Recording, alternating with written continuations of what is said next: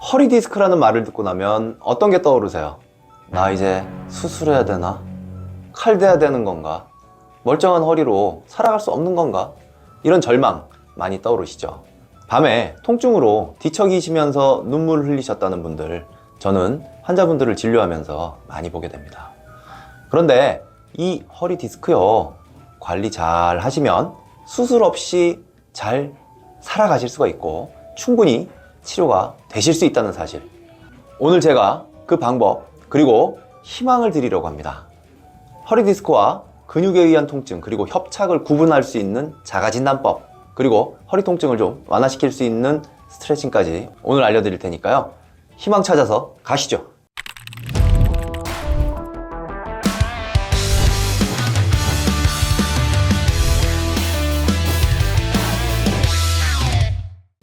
원장님, 허리 통증 환자 중에 허리 디스크이신 분이 많다던데, 그러면 그 튀어나온 디스크가 아픈 거잖아요. 그걸 수술 말고 나을 방법이 있나요? 그냥 수술해야 확실하지 않나요? 이런 얘기를 한번 해볼게요. 지금 이게 디스크예요. 튀어나온 디스크고요. 이 노란 게 신경줄입니다. 지금 보이시나요? 네. 뼈와 뼈 사이에 있는 몰랑몰랑한 조직이 디스크고, 이 디스크가 몰랑몰랑한 디스크가 튀어나오면서 뒤에 있는 신경을 누르게 되는 게 바로 우리가 흔히 이야기하는 추간판 탈출증, 디스크라고 보통 표현을 하죠. 이게 이렇게 튀어나오면 사람들이 MRI나 이런 거 보면요, 야, 이게 튀어나와가지고 신경을 눌렀네? 이거 안 잘라내면 내가 저게 어떻게 도대체 치료가 될까? 이런 생각을 하시잖아요. 맞나요? 네, 원래 상태로 돌려야지. 일단 그게 너무 중요한 것 같아요. 그래가지고요, 예전에 70년대에 어떤 일이 있었냐면요, 이 디스크가 튀어나와가지고 신경을 누른다? 그러니까 얘는 싹둑 잘라내고요, 이 디스크도 드러내고 여기다가 다른 보형물을 채운 다음에 여기를 아예 고정을 해버렸어요. 디스크가 튀어나오지 않도록. 그리고 신경 누르는 걸 아예 그냥 제거를 해버린 거예요. 그게 맞는 것 같은데. 네, 그게 맞는 것 같죠? 네. 그런데 그렇게 해가지고 허리뼈를 딱 묶어 놓으니까 2년 이내에 윗분절이나 아랫분절을 다시 디스크로 수술하는 확률이 거의 50% 가까이 발생을 한 거예요. 그러니까 처음에 튀어나왔던 부분을 치료했더니 그 주변에 있는 위나 아래가 터졌다는 거예요, 다시. 맞습니다. 처음에 튀어나온 부분은 깔끔하게 정리를 해가지고 얘를 보형물 넣고 고정을 해버렸더니 위나 아랫분절, 이 분절에서 다시 디스크가 생기는 경우가 50%가 됐다니. 거의 그럼 50%. 전체적으로 다 할 수밖에 없는 건가요? 그러니까 말이에요. 자, 그래서 하는 얘기입니다. 이 멀쩡하던 이 몰랑몰랑한 디스크가 왜 튀어나오는지에 대해서 먼저 생각을 해봐야 된다는 거죠. 우리가 햄버거 한번 생각해 보세요. 지금 뼈와 뼈 사이에 디스크판이 있는데 얘가 튀어나올 수 있는 유일한 방법은 뭐냐면요, 허리를 기울인 다음에 열심히 짓눌러야 튀어나올 거예요.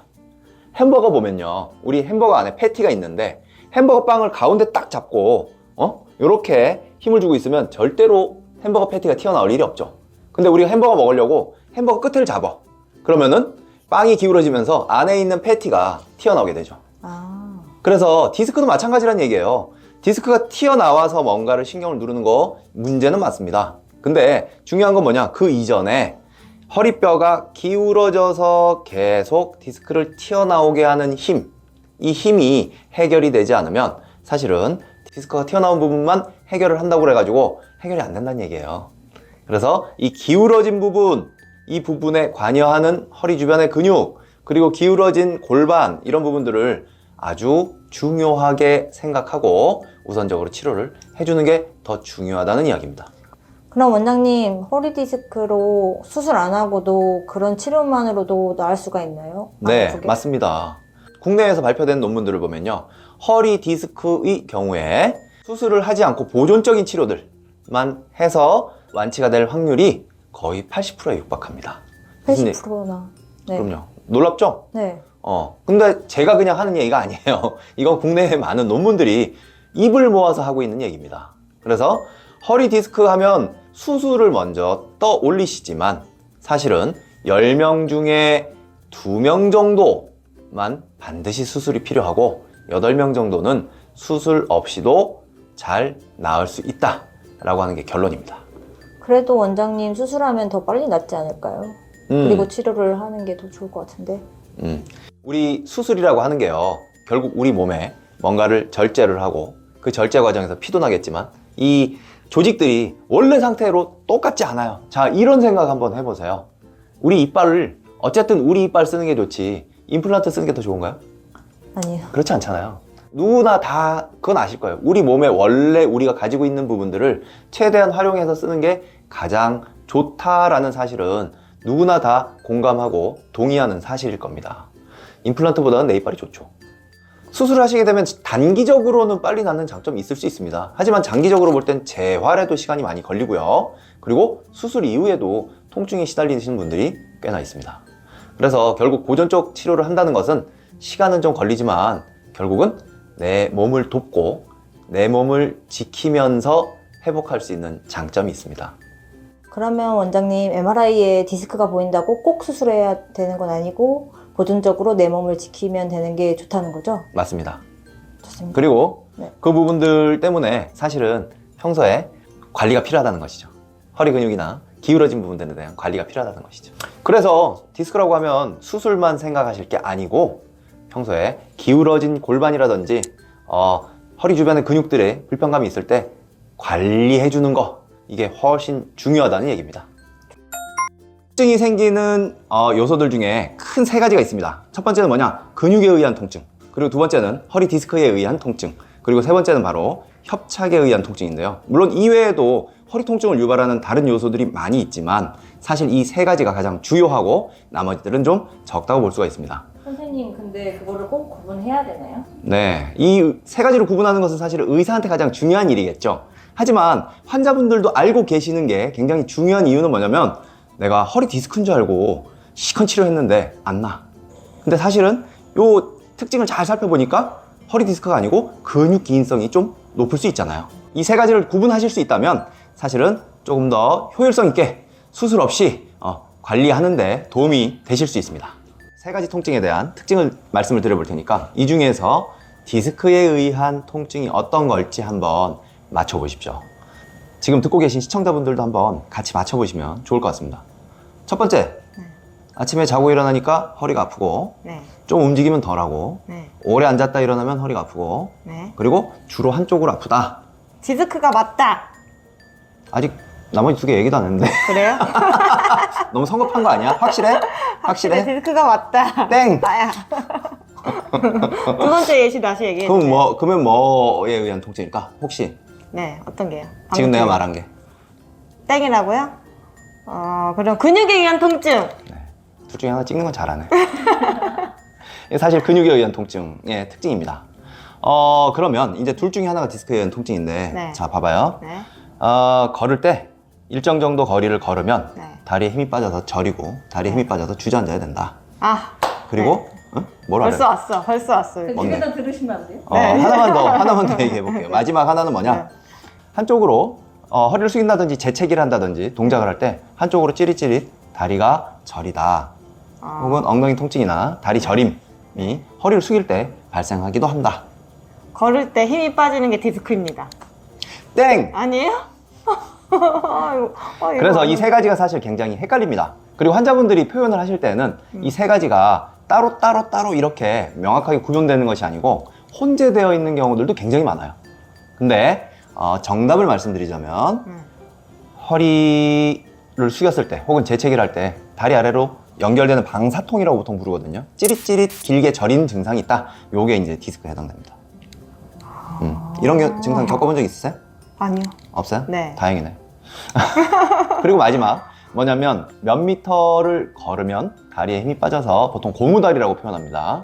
다리에 힘이 빠져가지고 조금 쪼그리고 앉았다가 일어나야 다리에 힘이 다시 붙는 거. 이거는 바로 협착증의 가장 대표적인 증상인 간헐적 하행입니다. 근데 원장님, 협착증이라는 게 뭐예요? 네, 협착이라는 게 뭐냐면 좁아져 있다는 의미거든요. 어디가 좁아져 있냐면 우리 요즘 보면 그 어떤 분들 환자분들이 오셔가지고 그래요. 저 협착이래요 이래.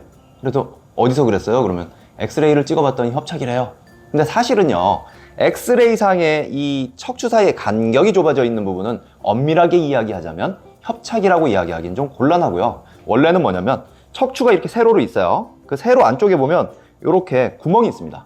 신경이 내려가는 이 척추 그 구멍이 있는데 이 구멍이 좁아진 게 척추 협착입니다. 그래서 사실 엑스레이상의 잘 보이진 않고 MRI상에는 아주 명쾌하게 보입니다.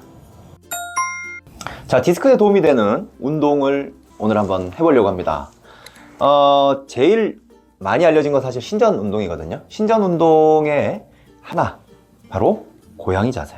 고양이 자세. 네, 막 이렇게까지 할 건 없어요. 신전 위주로 하시면 됩니다. 네. 신전이 뒤로 숙이는 뒤로 젖히는 거, 네, 네. 뒤로 젖히는 거 신전이라고 하고요. 자, 엎드려서 한번 신전 운동 한번 해볼까요? 엎드려서요? 네, 좋습니다. 완전 엎드려서 말고 고양이처럼. 자, 고양이 자세인데요. 이 고양이 자세는 뭐냐면요, 다리를요 자기 어깨 너비만큼 벌립니다. 그리고 이 허벅지는요 90도, 이 무릎하고 허벅지가 90도 정도 되면 됩니다. 여기서 막 더 뒤로 많이 나가거나 혹은 앞으로 많이 당겨질 필요 없고요. 90도 정도 편안하게. 지금 편안하죠? 네. 여기서 허리를 이렇게 젖히는 운동을 하는 겁니다. 이렇게 스트레칭 해주는 거예요. 자, 하늘 보면서 고개도 좀 뒤로 신전으로 젖혀주시면 좋습니다. 하나, 둘, 셋, 넷, 다섯 정도. 몇 번 하면 될까요? 10번이요. 네, 좀 풀었다가 다시 한번 뒤로 싹 이렇게 해서 스트레칭 하나, 둘, 셋, 넷, 다섯 10회 정도 해주시면 됩니다. 일어나서요, 아침에 침대 위에서 이렇게 해주시면요 무릎도 안 불편하고 굉장히 간단하게 할 수 있는 허리 운동입니다. 자, 허리에 도움되는 운동 두 번째는 뭐냐면요, 무릎 세워서 좌우로 흔들기입니다. 지금 아침에 자고 일어나면요 곧바로 일어나시나요? 아니요. 그러면요? 계속 이러고 있다가 일어나기 싫어. 일어나기 그건 싫어. 일어나기 싫어가지고 뒤척이는 거잖아. 네. 스트레칭 되는 거 하는 아니에요? 건 아니고. 스트레칭 되는 거 아니에요? 게을러 빠졌네 아주. 자, 아침에 일어나셔서 제일 중요한 거는, 물론 이것도 제가 볼 때는 도움이 될 것 같기도 해. 왜냐면 일어나자마자 곧바로 내려오는 건 사실 별로 안 좋습니다. 그리고 허리 특히 아프신 분들은요, 내려올 때 첫발에 사실은 허리에 불편감 겪는 분들 꽤 많죠. 충분히 스트레칭을 좀 해주고, 자고 일어나면 우리 기지개 켜잖아요. 네. 되게 좋은 거예요. 왜냐면 몸에 있는 근육들이 다 수축을 해서 이렇게 오그라들어 있기 때문에 기지개를 쫙 펴가지고 내가 움직일 준비를 하는 거야. 내 몸이 본능적으로. 기가 막힌 겁니다. 근데 이 부분에 덧붙여서, 그래서 무릎 세우는 운동을 한번 해보실 거거든요. 네. 이렇게 한번 다리를, 네? 이거 아니에요? 아니, 이렇게 하시라고요. 네, 이렇게 무릎을 세우시고요. 무릎을 좌우로 흔들어 주는 겁니다. 자, 이렇게 되면 어디에 자극이 오세요? 여기 양쪽 여기 이쪽으로 오는데. 골반 네? 옆에도 오고, 네. 또 척추에 들러붙어 있는 이 기립근들도 이렇게 움직여주면서 스트레칭이 되는 겁니다. 그래서 특히 아침에 일어나면 허리 통증 있으신 분들 있잖아요. 그냥 침대에서 내려오지 마시고 반드시 이렇게. 저 이거 혼자 해도 됐나요? 이거요? 네. 혼자 하셔야죠. 제가 지금 손으로 해드리는 거는 여기니까 해드리는 거고, 아, 그래요? 집에서 혼자 하시라고요. 자고 아, 일어나서. 혼자 이렇게? 자, 한번 해보세요.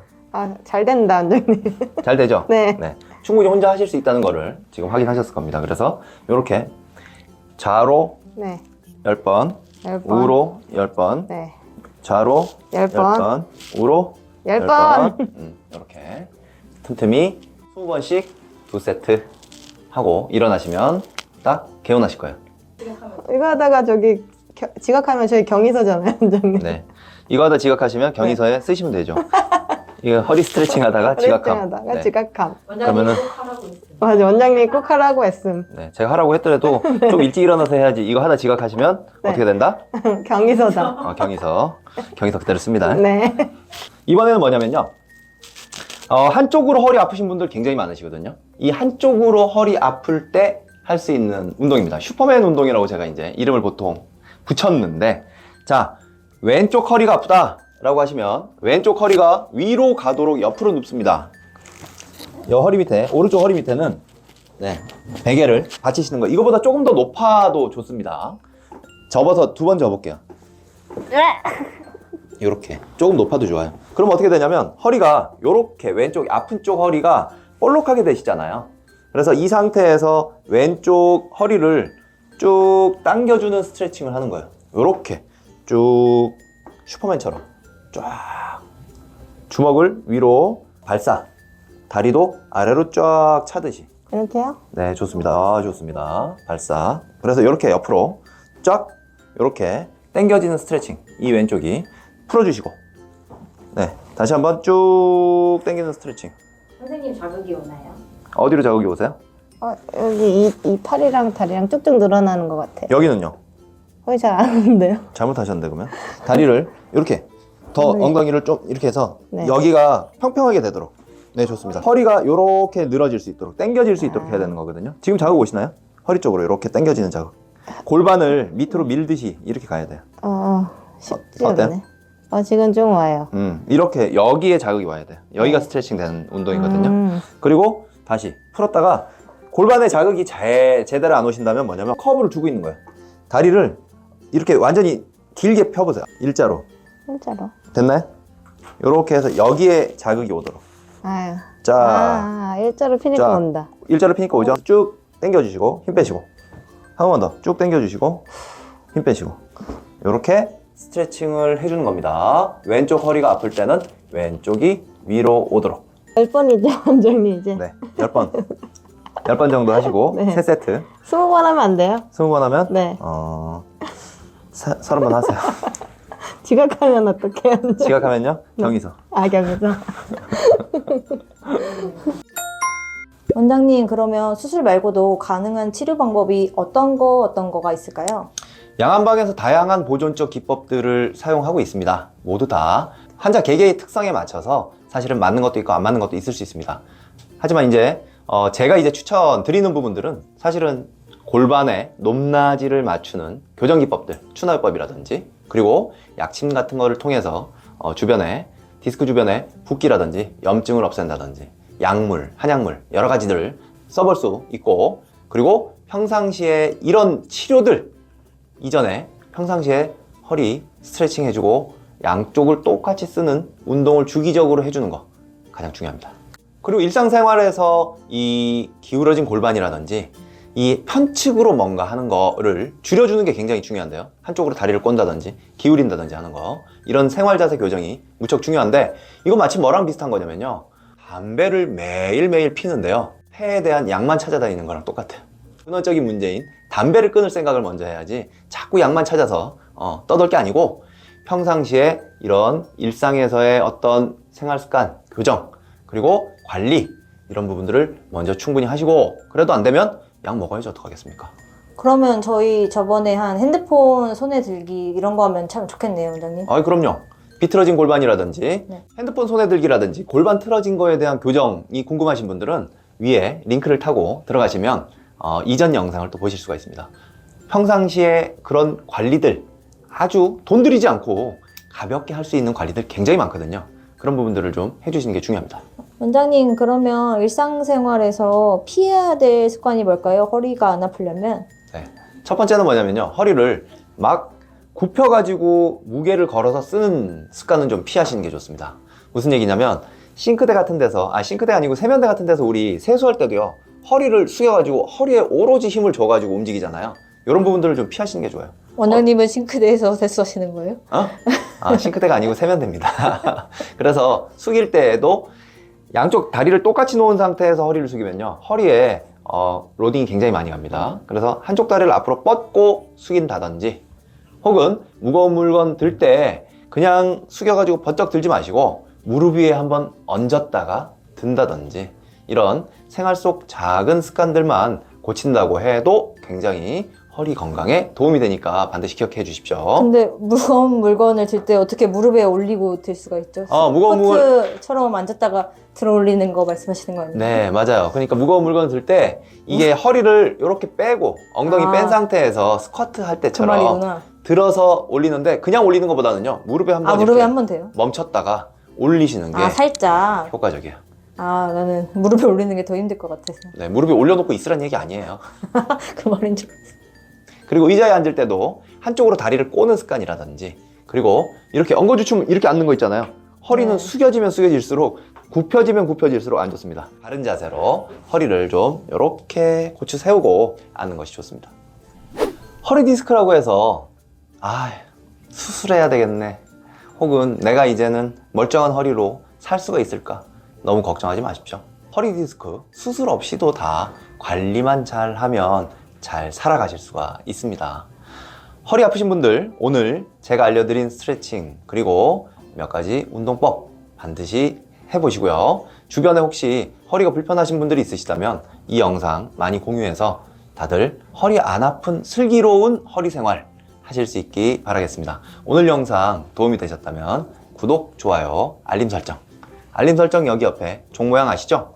여기 누르면 제가 올리는 영상을 곧바로 빠르게 받아보실 수 있으니까 더 도움이 되실 수 있을 겁니다. 감사합니다. 통증요정 김학조였습니다.